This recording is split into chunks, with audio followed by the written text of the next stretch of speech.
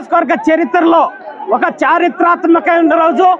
ఎందుకంటే 11 సంవత్సరాల కళ ఈ కుప్పం వాసులకి హంద్రీ నీవా నీళ్లు తీసుకురావాలని, ఆ కృష్ణమ్మ తల్లిని ఇక్కడ కుప్పం తీసుకురావాలని అపర భగీధరుల్లాగా గౌరవ ముఖ్యమంత్రి నారా చంద్రబాబు నాయుడు గారు చేసిన సంకల్పం 2019లోనే పూర్తవ్వాల్సింది.